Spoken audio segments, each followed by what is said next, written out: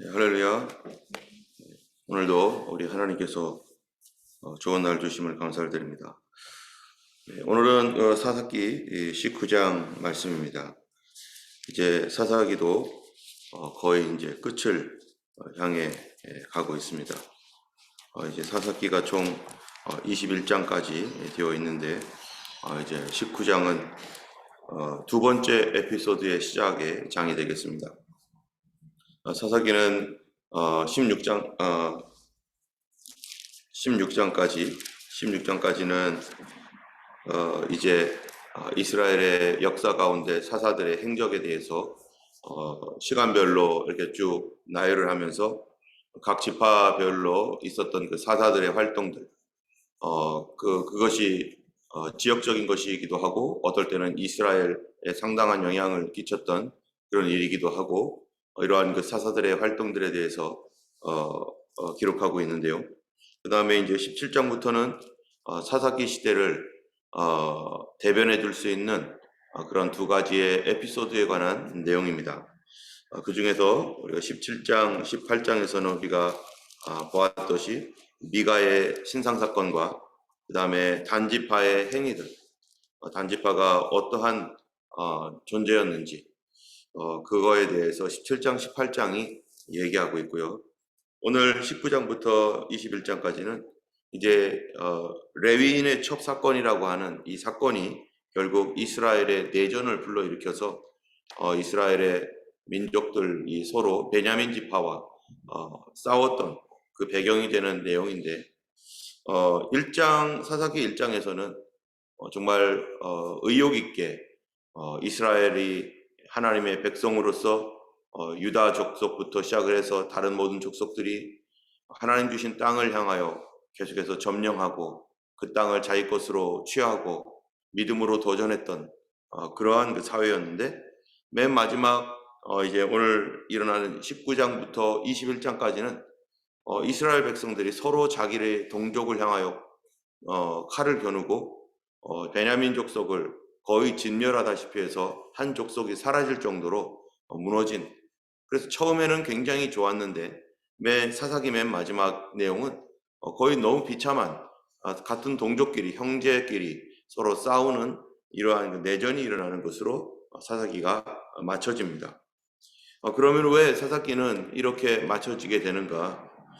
그것은 바로 하나님의 말씀을 무시하고 하나님 말씀이 없는 사회가, 그러한 그 껍데기만 남은 종교 공동체, 그런 공동체가 결국 어떻게 되는지에 대해서 말씀해주고 있는 것이죠. 우리가 어제 보았던 사사기 17장에서는요, 미가의 신상사건을 통해서 하나님 말씀이 그들 가운데 어떻게 무시되고 있는지를 잘 보여주고 있습니다. 그것은 주의 종들은 어떻게 됐어요? 돈에 따라서 이리 갔다 저리 갔다 한 어떤 사람의 가문의 제사장으로서 말도 안 되는 하나님께서 세우신 종이 한 사람의 종이 되고, 그리고 자기들에게 대우를 얼마나 잘해주느냐, 연봉을 얼만큼 주느냐, 또 어떠한 베네핏을 주느냐, 이런 거에 따라서 눈이 멀어서 자기의 사명지를 떠나고 자기가 해야 할 일이 아니라 돈에 의해서 움직이는 그러한 그 종들이, 하나님의 종들이 타락한 그런 사회 뿐만 아니라 이스라엘 백성들은 그런 것들을 이용해서 정말로 자기들의 종교심을 만족시켜주고 또 돈으로 하나님의 종들을 다스리려고 해서, 그래서 마치 자기가 고용하는 것처럼 이 사람 고용하고 저 사람 고용해서 그러한 고용하는 그런 사회, 오늘날 정말로 이런 사회가 될 때, 이런 교회들이 될 때 그 교회의 타락성이 극에 달했다라는 것을 보여주고 있는 것입니다. 사사기의 말씀을 통해서 오늘날의 이 시대와 어떻게 다른지, 우리가 얼마나 같은지 보면서 그 사회의 결말이 무엇일지를 우리가 잘 알게 돼요. 그 사회의 결말은 결국 교회의 분열과 서로 싸움이고 스스로의 소멸입니다. 때문에 우리가 이 말씀을 통해서 오늘날 우리 교회들은 어떠한 태도를 가지고 어떻게 신앙이 회복되어지는가? 바로 먼저는 주의 종들이 하나님께서 나를 부르시고 하나님이 나를 파송하셨고 하나님께서 나를 세우셨다라고 하는 이 하나님 중심의 신앙으로 정말로 회복되어야 될 것이고 그리하여서 진리의 말씀을 선포하고 참으로 사람에 의해서 좌우되는 것이 아니라 하나님 말씀에 하나님의 부르심에 따라 순종해서 나아갈 때 그렇게 그의 주의 종들이 그렇게 세워져 나갈 때 그 사회에 소망이 생기는 것이고 다시 일어나게 될 것이고 또 이 하나님의 백성들도 하나님의 종을 자기들의 어떤 소유물이나 자기가 가지고 있는 어떠한 재력을 가지고 그들을 조정하려고 하는 이런 자기가 하나님 된 사회, 내가 하나님처럼 행동하고 그래서 교회를 자기 멋대로 자기 마음대로 움직이고 자기의 힘과 능력을 과시하고 자기의 가진 것을 과시하는 이러한 곳에서 이제는 철저하게 떠나서 하나님 중심, 예수 중심, 복음 중심으로 자기가 내려와서 하나님을 섬기는 모습으로 또 주의 종들을 참으로 주의 종으로서 인정하고 참으로 하나님 앞에서 그렇게 함께 교회를 세워가야 될 것입니다.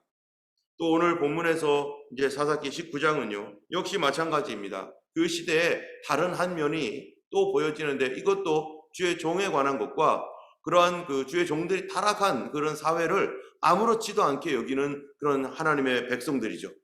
그러다 보니까 하나님의 백성들도 그 이상으로 역시 마찬가지로 이제 타락되어 있는 모습을 오늘 19장에서 또한 보여주는 것입니다. 먼저 19장 1절에 보면은요 이스라엘이 왕이 없을 때 에브라임 산지 구석에 거류하는 레위 사람이 유다 베들레헴에서 첩을 맞이하였다. 자, 맨 처음에 말하는 시작이 뭐냐면 이스라엘이 왕이 없을 때라고 말합니다. 물론 사사기는 이스라엘의 왕이 없을 때의 시절에 대한 얘기입니다.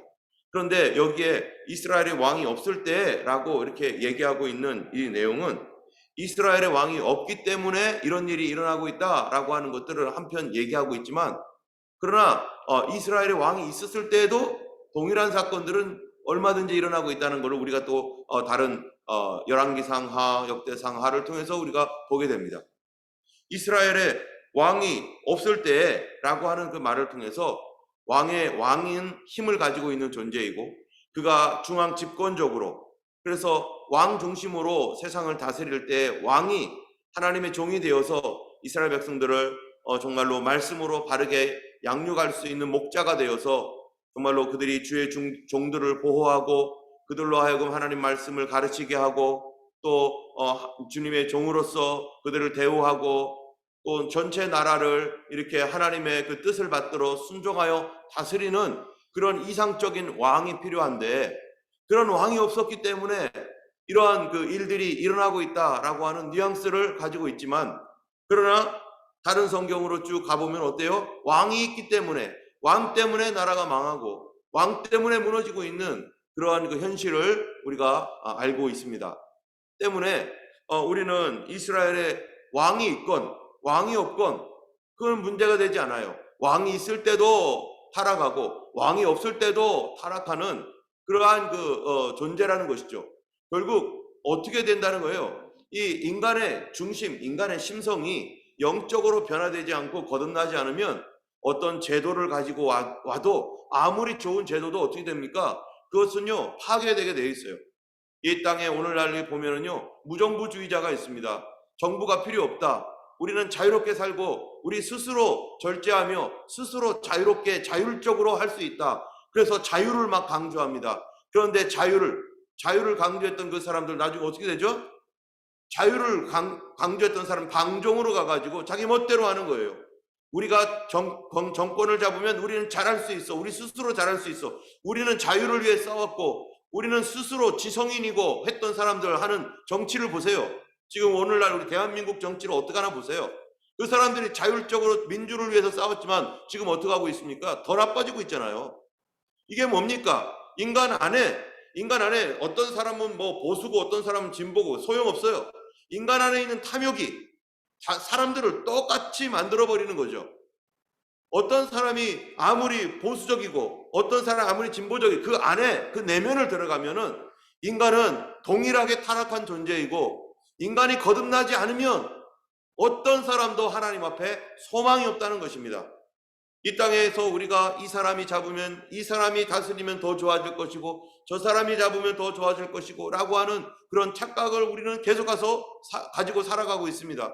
그래가지고 이 사람도 기대해보고 저 사람도 기대해보고 또 이렇게 되면 되겠지. 좋은 제도를 만들면 되겠지. 그래서 좋은 제도를 만들어 보고, 그렇지만 하나님의 눈으로 볼 때는 그런 제도가 잠시 잠깐은 유효하게 활용이 되어서 사람들을 편안하게 하고 사람들을 좋게 만들지만, 결국 그 제도가 가지고 있는 모순 때문에, 또 인간 자체에 있는 그 죄악 때문에 그 제도가 아무리 잘 만들어도 그것을 이용해서 또 뒤집어 버리고 맨 처음에는 좋은 의도를 가지고 뭔가를 했지만 그 다음 사람들, 또 그 사람은 얼마 후에 편안해지고 또 자기에게 힘이 생기고 또 자기가 원하는 대로 되고 나면요, 자기가 만든 제도마저 뒤집어 버려요. 그래서 자기가 원하는 대로 편리한 대로 옷을 바꿔 입고, 그리고 그것을 정당하다고 말하고 거짓말치고, 예전에는 맞았는데 지금은 틀리다고 말하고, 즉 그 당시에는 틀렸는데 지금은 맞다고 말하고, 계속 말바꾸기를 하는 것이 바로 인간의 모습이라는 것입니다. 때문에 성경에서는 뭐라고 말하고 있는 겁니까? 이스라엘의 왕이 없을 그때, 그래, 왕이 없었어도 타락했고, 그럼 왕이 있어도 타락하는 것이 인간 존재라고 하는 것이죠. 결국에는 근본적으로는요, 인간 내면이 변화되지 않으면 사람은 바뀌지 않고, 사람은 성령으로 변화되지 않으면 사람은 소망이 없는, 그래서 이스라엘의 종교 시스템으로 아주 잘 되어 있고, 율법이 아주 정확하고, 율법의 말씀들이 아주 그냥 디테일하게 사람들의 행동과 또 사람들의 삶을 디테일하게 이렇게 규정해 놓아도 됩니까? 안 됩니까? 안 된다는 거예요. 율법을 아무리 강화시키고 율법이라고 하는 것으로 사람들에게 이렇게 하라 저렇게 하라 아무리 얘기해도 사람은 그 율법대로 살아갈 수도 없고 율법대로 살아갈 마음도 없고, 인간은 인간이 가지고 있는 그 본성대로 살고자 인간은 그렇게 산다는 것입니다. 또 율법을 강화해서 사람들로 하여금 율법대로 지키려고 할 때 그 율법을 강화했던 사람들, 그래서 예전에 예수님 당시에 바리새인들 얼마나 율법에 대하여 디테일하게 말하고, 그리고 성경에도 없는 것까지 다 만들어 가지고 막 사람들에게 이렇게 살으라고 막 강요했지만 정작 자신들은 그렇게 살고 있지 않는, 무엇 때문입니까? 그 율법으로 사람들을 자기 수하에 놓고 다스리려고 했던 그러한 그 인간적인 태도, 그것이 바로 자기가 하나님이 되고 하나님의 말씀을 가지고서 하나님은 버리고 자기가 하나님이 되어서 살아가는 그런 그 사회. 예수님 당시에 바리새인들이 하나님이었고 사두개인들이 하나님이었고, 그들이 규정한 대로 지금도 이스라엘은 율법이 어떻습니까? 그들에게 있어서 지금도 정통 유대인들은요, 하나님 말씀보다는 뭐를 더 의지합니까? 랍비들의 교훈, 바리새인들의 교훈을 더 의지해서, 심지어 유대교를 뭐라고 해요? 랍비 종교라고 말하잖아요. 그것은 랍비들이 어떻게 해석했느냐에 따라서 하나님 말씀도 뒤집어 버리는 거예요. 하나님 말씀 그래서 그들의 대표적인 하나님 말씀을 뒤집었던 대표적인 것이 바로 탈무드 아닙니까? 탈무드라고 하는 것은 이스라엘 사람들, 유대인들의 지혜서라고 말하지만, 그러나 그 탈무드 안에 있는 내용들은 사악한 내용들이 많고 성경과 정반대되는 내용이 많은데, 어떻게 하면 하나님의 말씀을 이용해서 우리가 원하는 것을 받을 수 있을까? 어떻게 하면 하나님 말씀을 지키는 것처럼 해가지고, 하나님 말씀을 지키는 것처럼 해서 우리의 정당성을 가지고 악한 일을 도모할까? 이런 식으로 사람들이요, 그 탈무드를 이용해서 자기들의 정당성을 유지하는. 그래서 유대인들은 이 땅에 있는 많은 유대인들이, 좀 우리가 성경을 보면서 그들이 뭐 교육을 배워야 되고 뭐를 배워야 되고 뭐 이런 것들이 있죠. 그런 하나님의 좋은 것들을 가지고서 그들은 뭐를 만들어요? 그것을 가지고 사악한 인간의 본성을 만족시킬 수 있는 새로운 책을 만들고, 그게 탈무드고, 탈무드의 좋은 것만 우리는 봐가지고 이렇게 공부하고 와 참 좋다고 말하고 하지만, 탈무드의 나쁜 점들은 이스라엘 사람들이 보여주겠어요? 그거를 자기들만 가지고 있고. 그래서 이런 것들로 인해서 종교 시스템도 안 되고 율법을 강화해도 안 되고 왕이 있어도 안 되고 왕이 없어도 안 되고, 결국 인간은 스스로 뭐를 시킬 수도 없고 뭐를 만들으라고 할 수도 없는 그러한 이 무지한 존재가 인간이라고 하는 사실을 이 사사기를 통해서 우리가 알게 되는 것입니다. 인간은 잠깐은 그 마음을 가지고 잠깐은 할 수 있지만 이것을 유지할 수 없는 존재.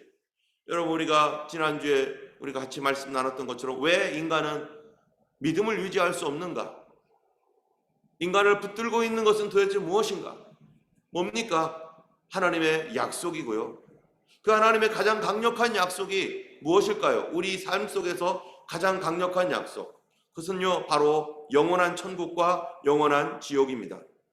이 땅의 다른 모든 것들, 다른 어떤 약속들이 다 사라진다 할지라도 우리가 우리 안에 하나님께서 영원한 천국과 영원한 지옥을 우리에게 말씀하셨는데, 영원한 하나님의 나라, 그 나라에 대한 소망이 사라지게 되면 지옥에 관한 형벌의 그러한 두려움도 사라질 것이고, 내세에 대한 천국과 지옥이라는 것, 주님의 나라, 주님의 천국이 반드시 오실 터인데 그거에 대한 믿음이 사라지게 되면 그 순간부터 인간은 뭐만 남아요? 이제는 탐욕이 남게 되는 거죠. 아, 이제 내 맘대로 해도 되는 거구나. 아, 천국도 없고 지옥도 없고, 우리 천국이 없는 건 문제, 천국이 없는 것은 사람들에게 별 문제가 아니에요. 지옥이 있는 게 문제죠. 그런데 천국을 사라지게 하면은 지옥도 사라지니까 지옥 없어. 그런 다음에는 뭐만 남아요? 이제는 탐욕만 남게 되는 거죠. 그래서 하나님의 약속을 무너뜨리면, 하나님의 약속이 사라지면 종교 통합은 당연히 들어오는 것이고, 또 동성애 당연히 들어오는 것이고, 인간의 탐욕으로 종교를 이용해서 자기의 탐심을 만족시키는 우상 종교가 되는 것이고, 도덕적이고 영적인 것 다 사라져버리는 것이고. 여러분, 지금 이 19장은 바로 그런 내용입니다. 17장부터 21장까지가 바로 신앙으로 아무리 인간이 디테일하게 했고 뭐를 하고 뭐를 해도 인간의 존재가 하나님의 약속을 잃어버린 그 순간부터, 우리가 사사기가 뭐였었어요? 하나님의 약속을 잃어버릴 때, 하나님 약속 믿기를 포기할 때 인간은 어떻게 되는가? 신앙이 없는 사회는 말할 것도 없고, 신앙이 있는 사회라고 하더라도 약속을 포기하는 그 순간부터는 신앙 없는 사람이나 신앙이 있는 사람이나 똑같아진다는 것입니다. 그래서 예수님이 오셔서 십자가에 죽을 수밖에 없는 거죠. 예수님이 오셔서 십자가에 달려 죽으셔서 우리 죄를 대신하여 그가 다 담당하시고, 또 우리를 의롭다 하시기 위하여 살아나셨는데, 의롭다 하기 위하여 살아나시기 위해서 주님이 하신 일이 뭡니까? 우리를 어떻게 의롭다 하십니까? 바로 성령을 보내주셔서 우리를 거듭나게 하심으로 우리를 의롭다 하시는 거예요. 성령이 우리 안에, 성령이라는 게 홀리 스피릿인데, 거룩한 영이 우리에게 오셔서 그 영으로 우리가 거듭나지 않으면, 우리가 새 사람이 되지 않으면 인간은 아무것도 보장할 수 없는 존재, 인간은 타락할 수밖에 없는 존재. 그래서 예수님이 십자가에 달려 죽으셔서 바로 성령으로 우리를 거듭나게 하시려고 주님이 이 땅에 피를 흘렸던 것입니다. 그 이전의 사사기의 내용은 바로 이스라엘 왕이 없을 때 레위인이 첩을 맞이했다. 여러분, 첩을 맞이했다는 것이 무슨 말이겠어요, 이게 지금? 레위인이 어떻게 첩을 맞이할 수 있습니까? 레위인은 하나님의 종이고 말씀을 가르치는 사람이고 제사장이 될 사람인데, 이 사람이 다른 어떤 유대인의 다른 어떤 족속보다도 하나님 앞에 더 경건하고 성결하게 살아가야 될 사람이잖아요. 다른 사람들은 타락할지라도 레위인은 타락하면 안 되잖아요. 그런데 이 레위인이 첩을 맞았어요. 자기의 세컨, 서드 아내인지 몰라도 그런 사람을 맞았다는 그 자체가 지금 얼마나 이 타락되어 있는 사회인지를 우리가 당연히 알고 있는 것입니다. 종교 지도자의 도덕적 타락, 영적 타락은 그 민족의 파멸을 가져오게 되는 것이죠. 이런 상황에서 그 첩이 행음하고 남편을 떠나 유다 베들레헴 그 아버지 집에 돌아가서 거기에 넉 달 동안 지냈다는 거예요. 여러분, 첩이 행음했던 이유가 뭡니까? 여기는 안 나와 있지만, 그러나 우리가 추측하기로는요, 남편에 대한 대적하는 마음, 남편에 대하여서 반발하는 마음 때문이었죠. 왜냐하면 이 레위인이 첩을 들일 정도로 살았으면 어떻게 살았겠어요? 엉망으로 사는 거죠. 이 첩만 있는 게 아니라 여기저기 다니면서 행음을 하는 그런 사람이라는 거죠. 그러니까 이 여자가 더 이상 살 수 없는 거예요.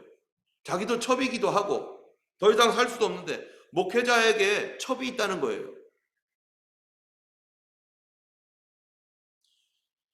만약에 이런 일이 말씀이 제대로 지켜지는 사회라면요, 이 사람은 목회자로서 레위인으로서 사역을 그만둬야 될 뿐만 아니라 이 사람은 어떻게 돼야 됩니까? 바로 그 당시의 율법에 의하면요, 죽어야 돼요. 사형이에요. 당연히 사형이죠. 그런데 지금 현재 이스라엘은 어떻습니까? 이런 거 사형이 아니에요. 하나님 말씀은 변함없는데 이런 것이 만연한 사회가 되었습니다. 아무렇지도 않게 여기는 사회입니다. 뭐 그럴 수 있지, 뭐 당연히 그렇게 하는 거 아니겠어? 하면서 그거를 용납하고 그것이 돌아다니고 있는 사회라면은 이스라엘의 지금 모든 다른 사람들은 어떻겠어요? 똑같다는 거예요.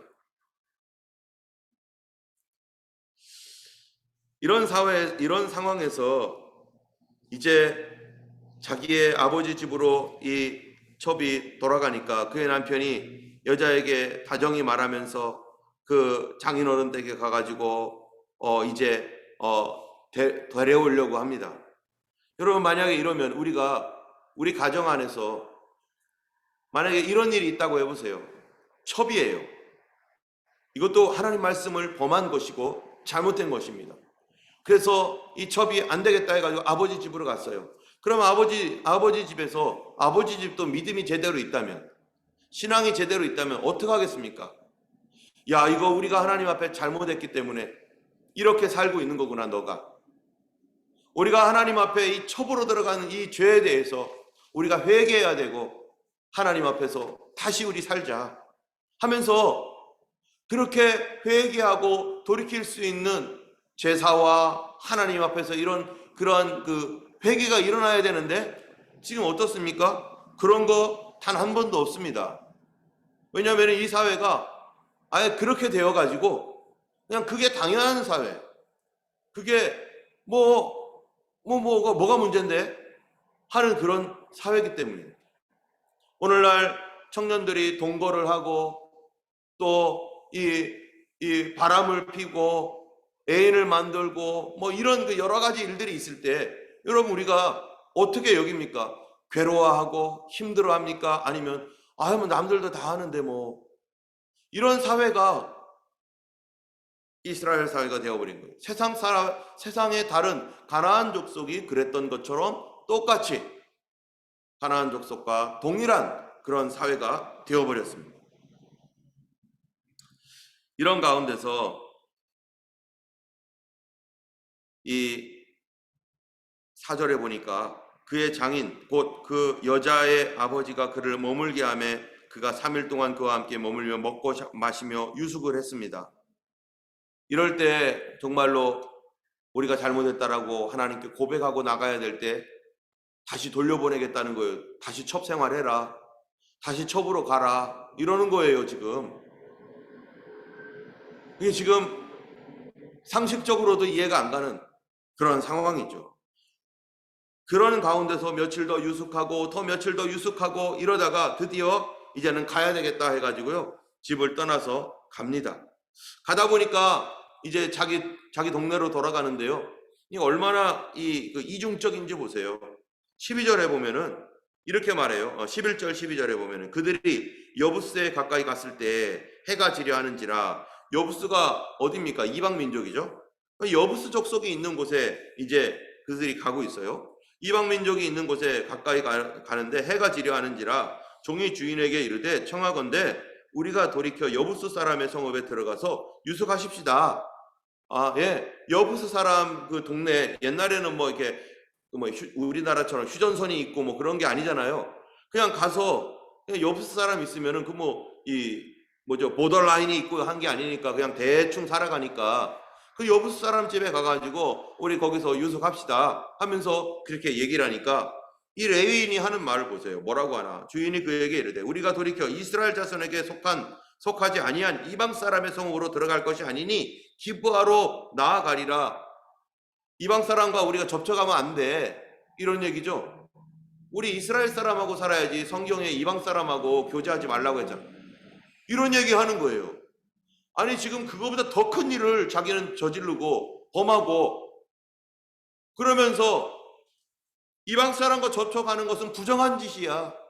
우리는 그러면 안 돼 하면서 또 여기서는 마치 신앙이 있는 것처럼 자기가 원하면은 자기가 원하는 대로 자기가 해석하고 싶은 대로 성경을 이리 해석하고 저리 해석하고 마치 이때는 경건한 사람인 것처럼 그렇게 말하다가 저 때는 계속적인 범죄는 그런 것들을 하나님 앞에서 처리하지 않고 이게 살아가고 있는 이 종교적인 위선, 우리들도 종교적인 위선에 얼마든지 빠질 수 있고 정말로 우리가 그렇게 될까봐 두려워하고 겁내야 됩니다.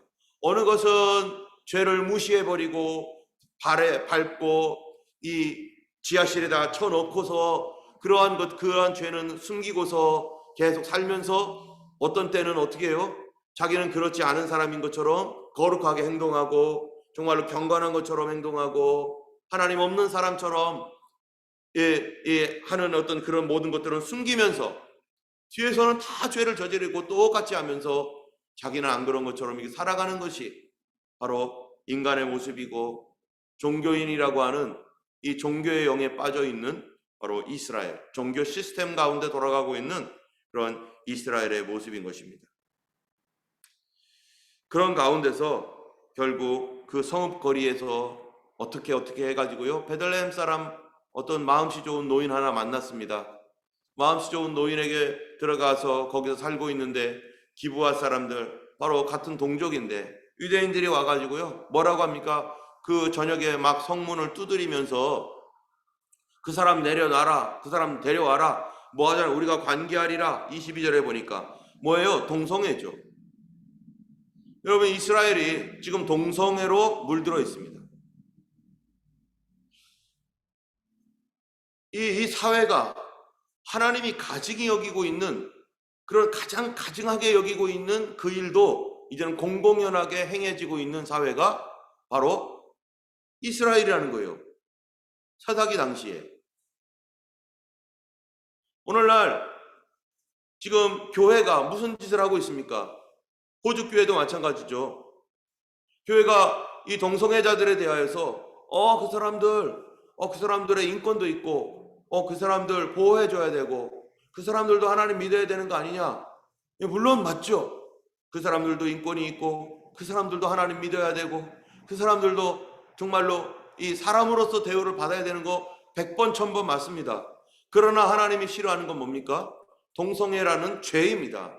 그 사람은 정말로 긍휼히 여겨야 되고 그 사람은 하나님 앞에 불쌍히 여겨서 그가 그 동성애의 죄를 회개하고 그리스도께로 나와서 거룩한 하나님의 사람으로 변화되고 살아갈 수 있도록 교회가 기도해야 되고 그 사람들에 대해 관심을 가져야 되는 건 맞는데, 그런데 교회가 그거를 인정해주고 동성애가 죄가 아니라고 말하고 성경에서 분명히 하나님 가증하고 하나님 앞에 온전하지 못한 이 모습에 대하여 영원토록 이 죄에 대하여 성경이 분명히 얘기하고 있는데, 하나님께서 사람을 남자와 여자로 만드시고 그것을 통해서 가정을 이루게 하고 있는데, 이런 창조적 질서까지도 왜곡하고 하나님을 창조적 질서에서 대적하고 있는 이런 동성애의 죄를 교회가 인정하고 그것을 받아들이고 그걸 그렇게 받아들이니까 뭐가 되는 거예요? 죄 아니야.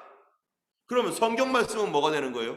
하나님의 말씀은 뭐가 되는 거예요? 무시하는 거죠. 그러면서도 뭐는 인정해요? 예수님 믿으면 구원받고 천국 가고 그런 거 인정해요. 그러면서 뭐는 인정 안 해요? 지옥 같은 건 없고 자기가 원하는 대로 성경을, 이거는 내가 원하니까 내가 좋은 말이니까 받고, 저거는 성경에 있는 저 말씀은 내 마음에 편하지 않고 내가 원하지 않는 말이니까 그거는 없는 거고.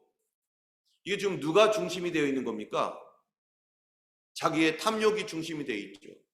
자기의 생각이 중심이 되어서 성경도 내가 원하는 대로 재단을 해가지고 받아들일 건, 좋은 건 내가 원하는 건 받아들이고 나의 마음을 만족시키는 건 받아들이고 하나님 말씀에 정말로 나에게 두려움을 주고 또 나에 대한 어떤 이 심판에 관한 말씀은 하나도 안 받아들여요.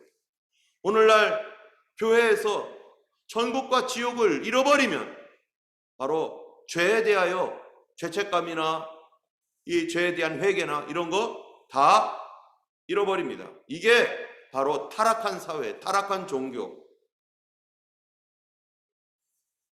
신앙생활의 핵심이 어디에 있습니까?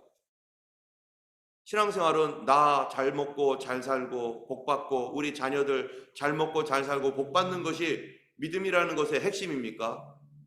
그렇다면 예수님이 왜 죽었습니까? 예수님이 내가 부자 되도록 하기 위해서 십자가에 달려 죽었습니까? 예수님께서 나의 병을 고치기 위하여 십자가에 달려 죽으셨죠. 예수님께서 나로 하여금 세상에서 가장 큰 부자가 되어서 떵떵거리며 행복하게 잘 살라고 십자가에 달려 죽으셨죠. 예수님께서 그런 것을 위해서 정말로 그게 핵심입니까? 그게 핵심이 아닙니다.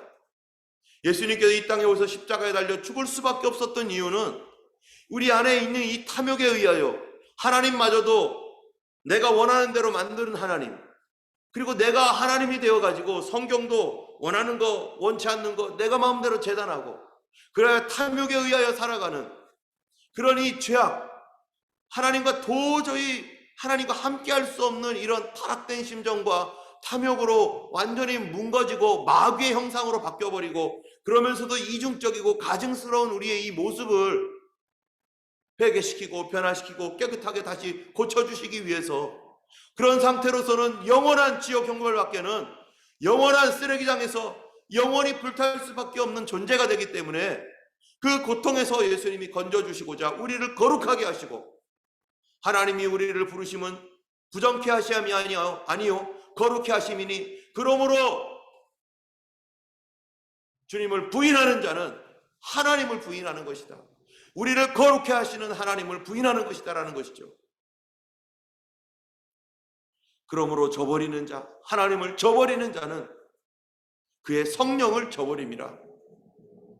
하나님의 성령을 저버린 자는 영원한 멸망 가운데 빠질 수밖에 없습니다. 왜요? 성령은 우리를 거룩하게 하시는 영이기 때문에. 하나님은 우리를 거룩하게 하기 위해서 부르셨다는 거예요. 그래서 하나님의 온전하심과 같이 너희도 온전하라. 주님께서 우리를 위해서 십자가에 달려 죽으시고 그 피를 흘리면서 고난을 당하셨던 이유가 바로 하나님의 거룩함에 동참하고 하나님의 성품에 동참하는 그런 거룩한 하나님의 사람, 성령을 우리에게 보내주시기 위해서. 그런데 저를 포함해서 우리 모두는 내 마음대로 살고 싶어하고 이중적이고 가증스러운 죄인인 것을 고백할 수밖에 없습니다. 이 일로 인해서 결국 이스라엘 사회가 무너집니다. 그것이 바로 이제 다음 주죠. 다음 주에 우리가 볼 20장, 21장의 내용이죠. 오늘날 이 사회가 교회에 벌써 동성애가 다 들어왔습니다. 그러면은 뭐만 남았겠습니까? 교회에 분열만 남았고 교회에 배도가 이미 들어왔습니다. 이런 시대에 주님께서 말씀하신 대로 환란이 우리 코앞에 다가왔습니다. 교회에 배도가 있으면 당연히 환란이 오게 되어 있습니다. 반드시 교회 안에 환란이 올 것입니다. 회개하지 않으면 강력한 환란이 마지막 시대에 올 것이라고 성경 얘기하고 있습니다. 그럴 때 빌라델비아 교회에게 말씀하셨던 것처럼 너희가 적은 능력을 가지고서도 나의 인내의 말씀을 지켰다고 말씀하시고 나도 너를 지켜 시험의 때를 면하게 해주겠다라고 하신 말씀과 같이 주님께서 이 어둡고 혼란스럽고 이 환란이 직전에 있는 이 시대 가운데 주님 앞에 거룩함을 지키고 하나님 말씀을 부여잡고 읽는 인내의 말씀을 지키는 하나님의 백성들을 주님이 그 시험의 때를 면하게 하기 위해서 우리를 들려 올리실 것이고 우리를 보호하실 줄로 믿습니다. 우리가 오늘 하루 살아가면서 참으로 우리의 가증한 모습, 이중적인 모습, 참으로 속에서는 죄악을 품고 있으면서 겉으로는 거룩하게 하는 그러한 그 삶을 살아가는 종교적인 모습을 회개하며 우리 안에 이미 하나님께서 그럴 줄 알고 성령을 보내주셔서 성령님께서 우리를 채찍질하시고 성령께서 우리의 마음속에 참으로 계속해서 우리를 회개하라고 붙들어 주시고 그 성령이 아니면 주 예수 그리스도의 날까지 우리에게 인치신 성령, 그분이 떠나지 아니하고 우리를 포기하지 아니하고 오늘도 우리를 붙들어 주시고 우리를 지켜주시고 인도하실 줄 믿습니다. 오늘도 우리 성령의 충만함을 구하셔야 됩니다. 하나님, 성령 충만케 하옵소서. 세상의 물결이, 세상의 유혹이 너무나 강력하고 우리의 자녀들에게도 강력하게 밀어닥치고 있는 이 시대 가운데 하나님, 우리를 우리 스스로의 생각과 능력으로는 지킬 수 없사오니 성령님 도와주셔서 우리로 하나님 이 세대 가운데서 그리스도의 거룩함을 유지할 수 있는 하나님, 그러한 하나님의 은혜를 우리에게 부어 주옵소서. 성령의 충만함을 위해서 우리 함께 기도하시고 우리 교회도 성령 충만한 교회로 끝까지 인내의 말씀 지키며 살아갈 수 있는 우리 모두가 되기를 예수님의 이름으로 축원하고 그렇게 기도하시기를 원합니다. 함께 기도하겠습니다. 거룩하신 하나님 아버지, 감사합니다. 주여, 우리는 가증스럽고 이중적인 죄인일 수밖에 없습니다. 그럴 줄 아시고 주께서 십자가에 피 흘려 죽으시고 종교 시스템에 의한 것이 아니라 성령으로 오직 거듭나게 하셔서 오늘도 우리 육신 속에 거하는 죄와 싸우게 하시는 주님, 이 싸움에서 하나님 뒤로 물러서지 않게 하여 주시고 아버지 하나님 성령의 충만함을 받아서 하나님의 그 전능하신 하나님의 그 능력으로 넉넉히 이기고도 남게 하시며 아버지 하나님 나라의 소망을 가지고 믿음으로 살아가게 하여 주시고 이 시대의 하나님 유혹과 이 시대의 하나님이여 참으로 아버지 잘못된 가치관과 아버지 하나님의 모든 사람들이 걸어가는 넓은 길이 아니라 믿음의 길, 하나님 거룩한 길, 좁은 길을 갈 수 있는 하나님의 사람으로 오늘도 성령님 우리를 인도하여 주시고 승리케 하여 주옵소서. 아버지여, 날마다 주님과 동행하기 원하오니 주님 오시는 그날까지 인내의 말씀 지키며 하나님의 세상을 등지고 하나님 믿음으로 살아가는 하나님의 거룩한 백성 되기를 간절히 원하옵고 우리 주 예수님 이름으로 기도드렸습니다. 아멘. 하늘에 계신 우리 아버지, 이름이 거룩히 여김을 받으시오며 나라의 임하옵시며 뜻이 하늘에서 이룬 것 같이 땅에서도 이루어지이다. 오늘날 우리에게 일용할 양식을 주옵시고 우리가 우리에게 죄 지은 자를 사하여 준 것 같이 우리 죄를 사하여 주옵시고 우리를 시험에 들게 하지 마옵시고 다만 악에서 구하옵소서. 그게 나라와 권세와